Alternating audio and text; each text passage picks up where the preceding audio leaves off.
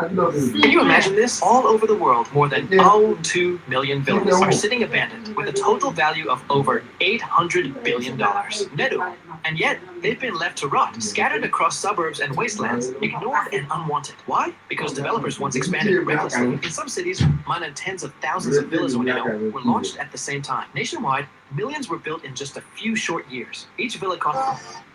Just quit my job. Are you pretty serious right now? I'm a free agent now. I'm entering my micro-retirement. What the hell is a micro-retirement? In the midst of the battles with the Trump administration, in the midst of the battles with Stephen Miller, in the midst of the battles with MAGA, I think we all deserve some positivity.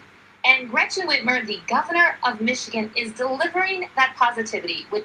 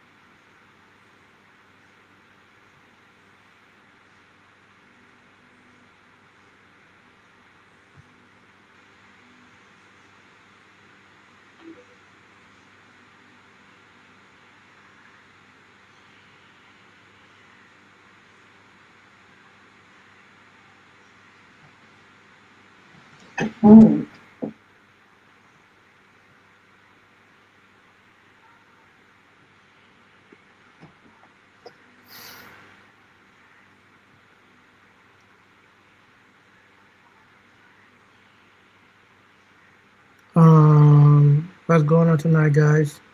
Wait, why the title change?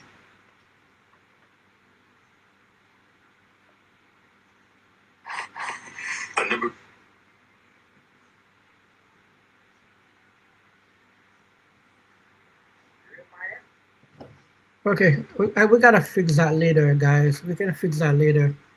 So we're gonna live chat tonight. We'll talk about what's going on in the news world.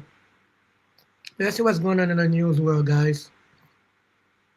You know, I'm a news guy. I'm 42, so I would like to know what's going on about the CDC. What's going on so far? What's going on over here? Hi, this is Mark Barton from Sandy Hook Promise. I need to tell you something important.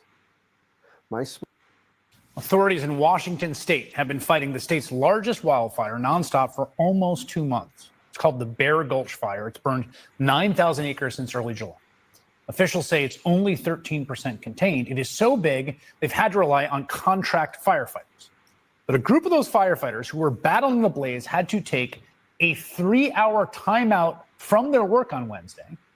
You see, their camp was raided by Border Patrol officials, and they were lined up and told to show their IDs. Nice. Got hit, guys. That's all right. Tribal member. Yeah, we got pulled over by ICE. Crazy, dude. We got members from the tribe of Umatilla, Cayuse, and Walla Walla. This is crazy, man. Look at that. Post it up. We have a different crew over here. Talk to the boss. And I guess La Migra. You heard people on the scene claim that at least some of those firefighters were Native Americans, indigenous volunteers. They got raided. State officials confirm it. Now, those Border Patrol officers ultimately arrested 2 of the firefighters. It's not clear why. According to reporting by the Seattle Times, one of the firefighters said members of the crew were told not to take video of the incident. You risked your life out here to save the community, the firefighter said. This is how they treat us. Another firefighter said they were denied the chance to say goodbye to the detained crew members. I asked him if his family can say goodbye to him because they're family and they're just ripping them away, the firefighter told the Times. And this is what he said. You need to get the blank out of here. I'm going to make you leave. As the Times notes, it's unusual for federal border agents to make arrests during the fighting of an active fire, the largest in the state of Washington, especially in a remote area. In fact, a Biden-era policy bans most immigration enforcement at natural disaster sites, but here we are. Trump and his supporters, Vance says this all the time, they constantly push this line that you either care about Americans or you care about immigrants, not both. But it's racist garbage. We're an interconnected society of human beings who depend on each other to survive and thrive. And there's not some neat line you can cleave between Americans and foreigners. We just have neighbors and communities. Trump world says that's bunk, that there's just 2 sides. Trump world says that to make America great again, you need armed federal officers roaming streets and businesses and Home Depot parking lots in search of people that disappear. And now raids on camps of firefighters as they literally battle the largest wildfire in the American Northwest. Donald Trump, J.D. Vance, and Stephen Miller and their ilk are going to burn the country to the ground if that's what it takes so they can rule over the ashes.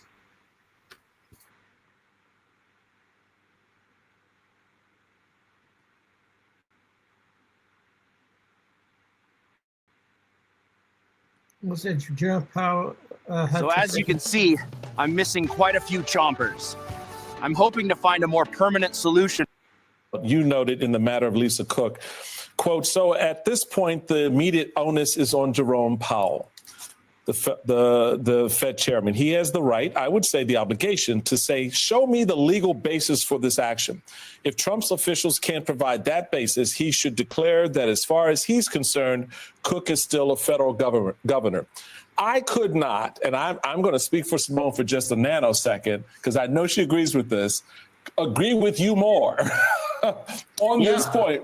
We have been making this point since this story broke, that the Fed chair, in my estimation, needs to step up, needs to man up and stand with one of his governors who's under attack, because he knows damn well what Donald Trump is up to. How do we know? How does he know? Because he's gone after Trump. So help us understand why the reticence, why sort of the official bureaucratic BS speak in these pronouncements relative to Cook, when just a couple of weeks ago he was doing the tango with Donald Trump and looking at pieces of paper and fact checking the president. Now he ain't fact checking anything. Yeah, the Fed they cultivate this position of being apolitical, which normally makes sense, and they, Fed statements tend to be a little bit hard to parse always. And the Fed did issue a statement which could be interpreted as saying that Lisa Cook holds the job until you show us, until the court rules she doesn't. But it didn't exactly say that. It was very Fed-like, and I would say that Powell is really falling down on the job here. He needs to stand up and say, look, if you have a good, solid reason for this, tell us, but nothing that we've seen. If they had real evidence of malfeasance on Cook's part, where is it? We haven't seen a thing. All we have is allegations and insinuations, and none of them are relevant to her job. You can fire a Fed governor for cause. Now, for cause usually means something like you're drinking on the job or you're embezzling from the organization's funds. Now, they're claiming, again, without any evidence, that she made some misstatements in transactions back when she was a professor at Michigan State. So I really do think that Powell has failed at least phase one of the test. I was going to say the Merrick Garland of Fed policy, but go ahead. And Mr. Krugman, I think that what you're outlining here is that, right, there's no claims of impropriety on Lisa Cook's part here within the Fed in her role and her tenure. But I found another part of your Substack interesting where you referenced President Erdogan of Turkey back in 2021, firing multiple central bank policymakers at the time and the economic implications that it had on Turkey. Could you kind of outline countries that have, autonomous central banks versus the countries in which they are politically driven or dictated? Well, if you want to think about central banks that are under political control, Turkey is the current prime example, but Venezuela, Argentina at various points in its history.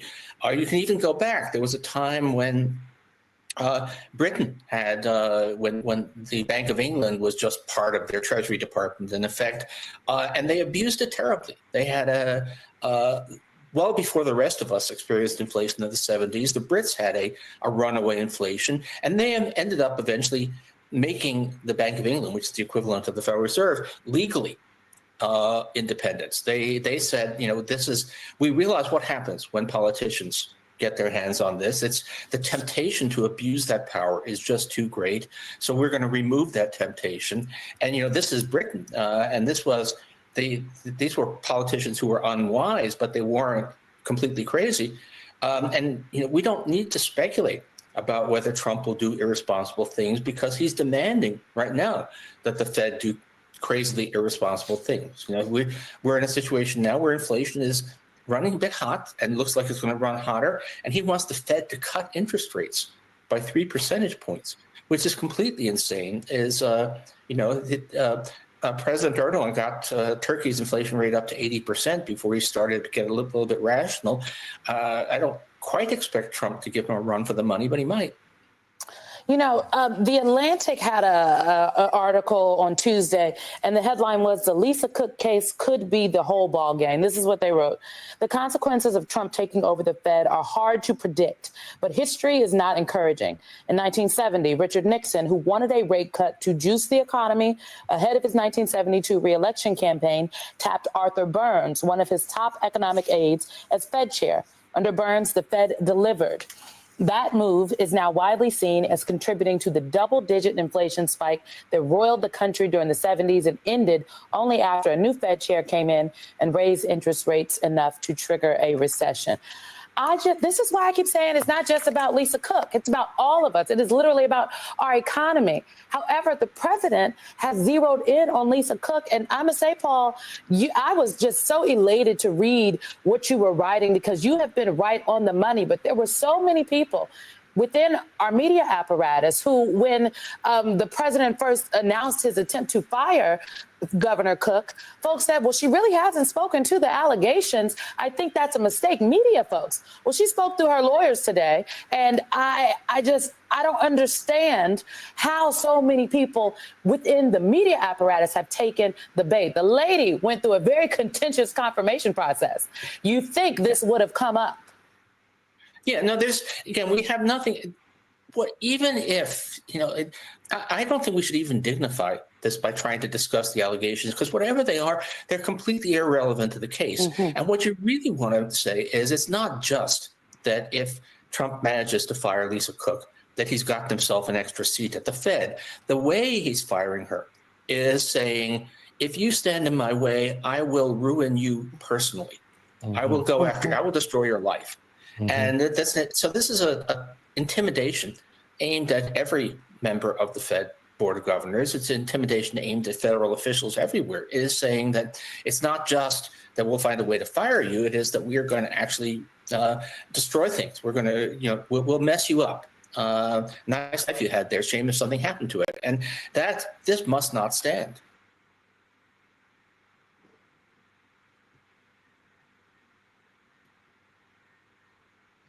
Oh man, that shit's crazy. Let's see about other stuff that going on in the news world. Oh, the CDC. Are you struggling in your calculus class? Do you have a hard time understanding your instructor? Do you wish there was a simpler way? I get it. It's frustrating. Good evening from New York. I'm Chris Hayes. Tonight, the ongoing standoff at the Centers for Disease Control continues as career scientists protest the destruction of what is a foundational part of our shared safety, the American public health infrastructure. This was the scene outside CDC headquarters in Atlanta just a few hours ago, when dozens and dozens of staffers staged a clap-out in support of those top officials who resigned en masse this week to resist the dangerous crank trying to force changes to our health system. Now, from the start, it was clear, at least to a lot of us, that Robert F. Kennedy Jr. would use his position as Donald Trump's Director of Health and Human Services to dismantle the public health system as we know it.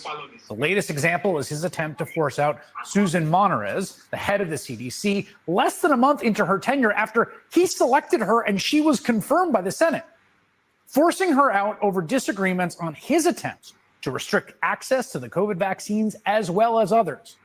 Now, Monterez insists she's not going anywhere yet, that she actually hasn't legally been fired by the president, but Kennedy has already lined up her replacement, his close aide, a guy named Jim O'Neill, who is an associate of, get this, billionaire Trump backer Peter Thiel. As a result, a number of top CDC officials announced their resignations in solidarity with their boss, Monterez. With one, Dr. Jen Layden, who will join me in a moment, writing in her resignation letter, quote, everyone should have a professional true north, and encouraging her staff not to lose sight of theirs.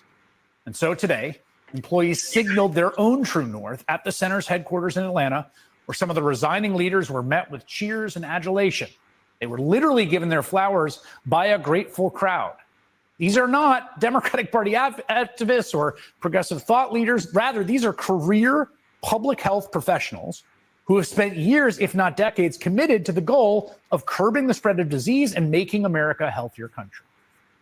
In remarks to the crowd, three of the resigning officials spoke about how crucial an independent CDC is.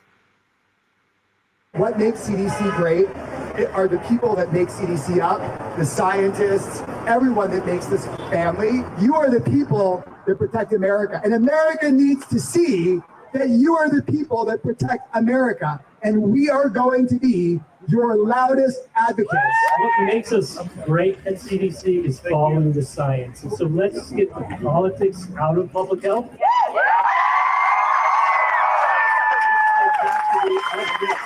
And let the science lead us, because that's how we get to the best decisions for public health. We need Congress to intervene. We need our appropriations. We need to follow science. We need to have ethics back. All of these scientists, like Dimitri and Beyonce, are doing the work on the ground.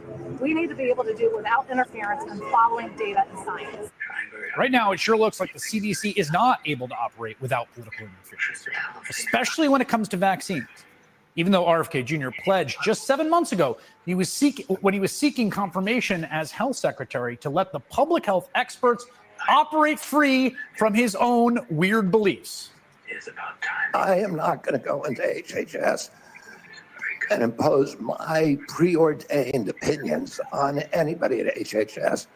I'm going to empower the scientists at HHS to do their job and make sure that we have good science that's evidence-based. I'm not going to substitute my judgment for science. Of course, I'm not going to do that. Of course you're not going to do that? Well, that turned out to be exactly the BS it looked like at the time. It did, however, provide enough plausible deniability for a bunch of Republican senators who should have known better and did to support his confirmation anyway. And now, again, less than a year into his tenure, he's already restricting access to vaccines. Under that new FDA guidance, the COVID shots are now only approved for folks 65 and older and for others with certain underlying conditions. Was there some change in the science? There was not. What there was a change of the guy who's in charge at the top, the guy who said he wouldn't impose his views. That is a major reversal of a longstanding policy. It's basically impossible at this point to see it as anything other than the result of one crank's anti-vaccine crusade. The kind of crank who says stuff like this. This is so dangerous. You get the same measles vaccine. Mr. Kennedy, with all due respect, that is so dangerous. Blacks need fewer antigens. When I call Kennedy a dangerous crank, I'm not saying that as an insult or as hyperbole, but honestly is the most economical way of describing the man's views. He's not a doctor. He has no public health background. He has no medical credentials whatsoever. He's an environmental lawyer and, crucially, the scion of a very, very famous, wealthy, and influential political dynasty. And yet, here he is, offering up wacky diagnoses of people he passes on the sidewalk or the airport. I know what a healthy child is supposed to look like. I'm looking at kids as I walk through the airports today, as I walk down the street, and I see these kids that are just overburdened with mitochondrial challenges, with inflammation. You can tell from their faces, from their body movements, and from their lack of social connection. And I know that that's not how our children are supposed to look. I was born an underdog. 21 surgeries by the age of 12. Spina bifida, caused by my dad's exposure to Agent Orange in Vietnam. What on earth are you on about? You can see the kids have mitochondrial problems, their lack of social connection. You can see that. Their faces aren't healthy to you, RFK Jr. Should you bring your kid to RFK Jr. with their face and say, "What do you think, Bobby? Healthy or not?" I know it's kind of a cliche at this point, but imagine if the guy sitting next to you at the bar or at a PTA meeting or at your kid's basketball game started opining about the mitochondrial inflammation in the kids in front of you. You would move away because the guy seems nuts. Well, that guy is in charge of our entire public health infrastructure, influencing policy that impacts your health, your family's health, whether your kids are going to be able to get vaccines.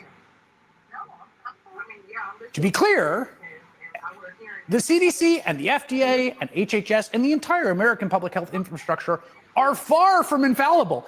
Our public health system definitely has mistakes and some serious blind spots. In fact, the entire remarkable saga of ACT UP and the fight against AIDS was about this righteous and very informed, scientifically based movement taking on those blind spots of a health infrastructure. And that's an amazing story. But what they didn't do was just topple the whole structure, because fundamentally there's a structure in a place to try to bring together scientific knowledge and to reach consensus and to make recommendations that are not merely the whim of one crank. And Trump and RFK Jr. are destroying that system before our very eyes.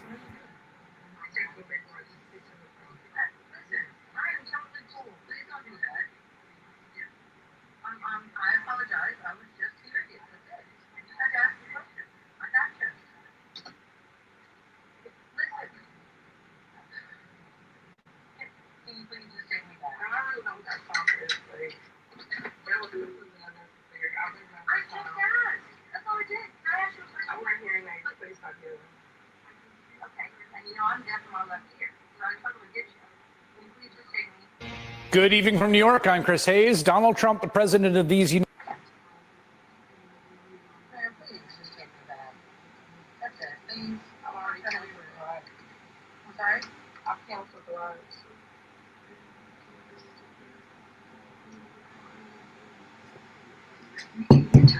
turn right onto Carroll.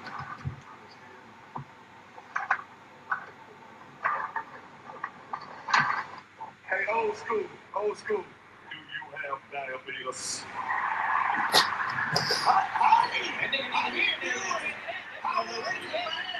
Nice to meet you, sir. What's your name, sir? These people get trapped in an elevator and they have no cell reception. So they use the call button to call the building concierge. Okay, so that happened.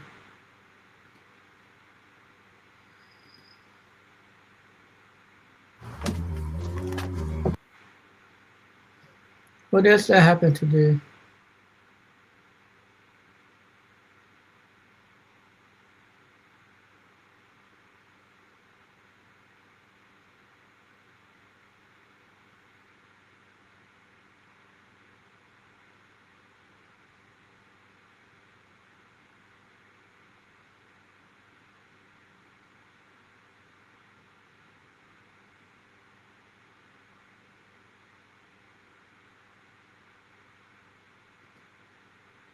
Wake up. We're losing this country in real time. This is not bloviation. This is not exaggeration. It's happening. You don't get a do-over. 249 years, those enduring values, best of Roman Republic, Greek democracy, co-equal branches of government, popular sovereignty. The rule of law is being replaced with the rule of done, period, full stop. And so we have to assert ourselves with more clarity and conviction. Hi again, everybody. It's now 5 o'clock in the East. More clarity and conviction and a plea to all Americans to wake up. Urgent words from Democrats, from the man currently taking on Donald Trump with seemingly everything he's got, California's Governor Gavin Newsom. With every pushback, every speech, every interview, every tweet, every maneuver, even trolling that Gavin Newsom does to get at Trump, he seems to be getting under Trump's skin and getting at the heart of what this fight is about and where it is being waged. It is a fight so much more about the foundations of our country than just debates about different policies. It is about democracy, whether it endures. It is about right and wrong and whether we are on the right side of any of this. It's about the rule of law, whether we still have one, which the governor aptly put as being replaced by the rule of dawn.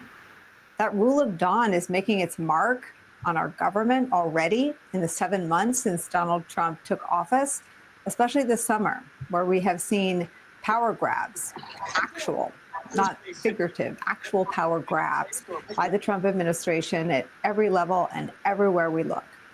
Let's just tick through what's happened in the last couple weeks. National Guard troops are now actively deployed in our nation's capital, ones that, as of this week, are now armed.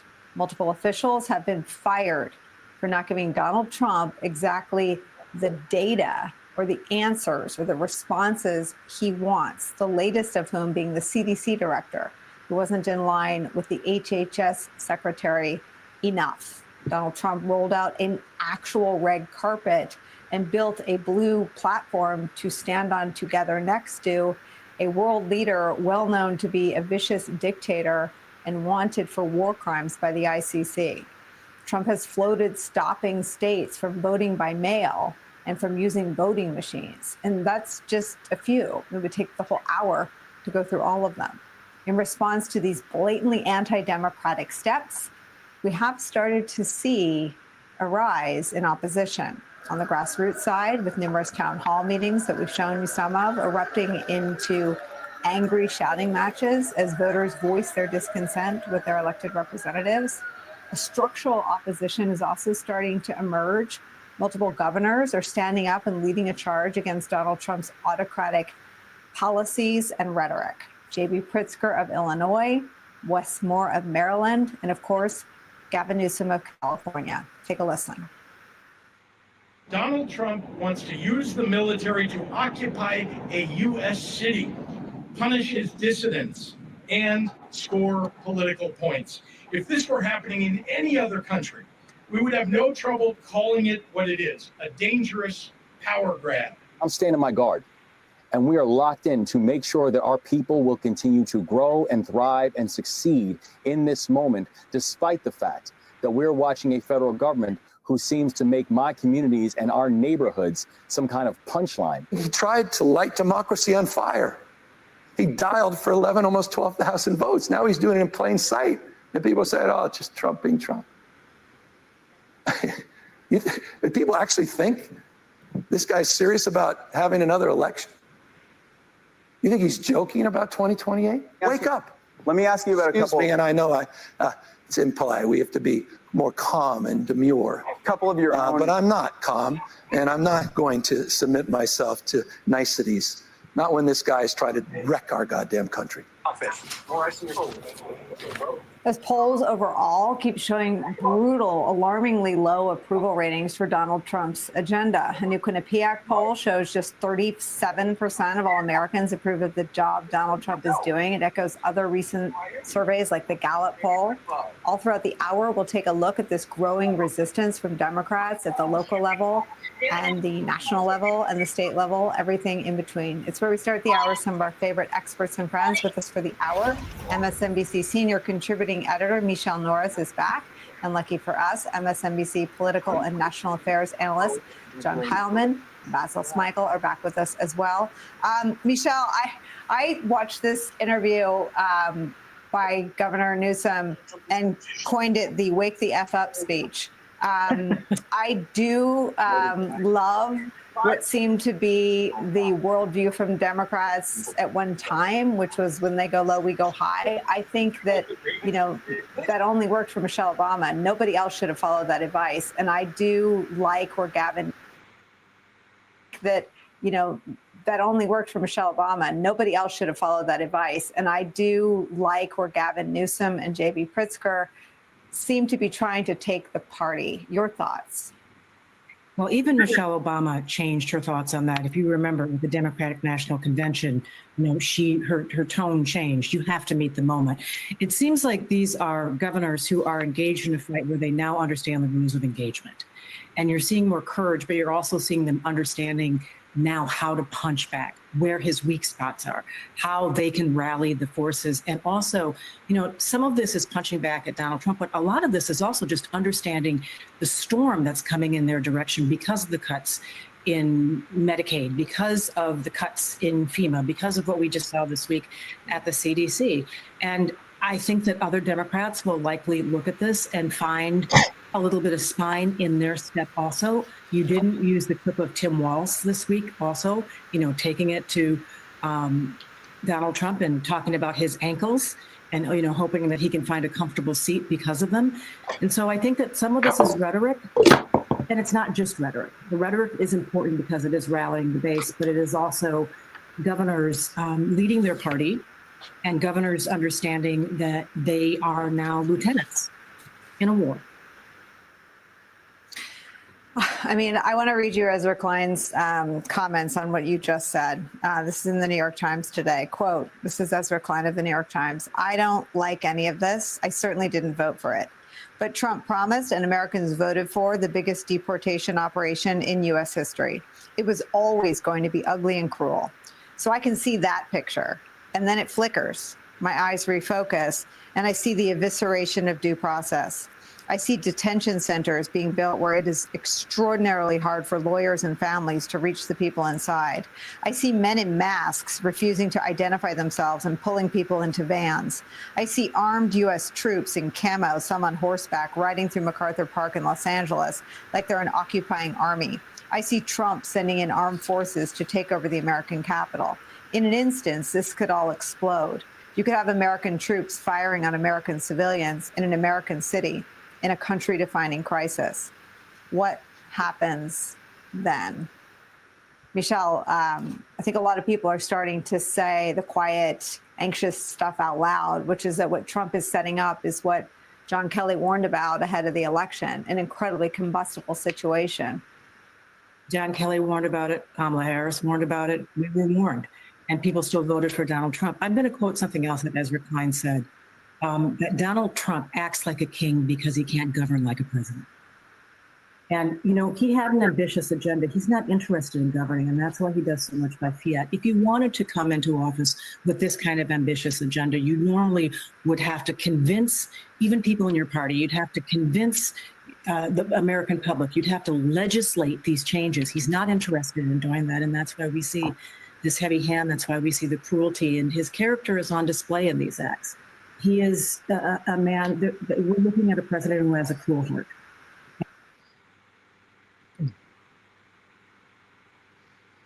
All right, guys, what do you think about this? What do you think about all those news for today?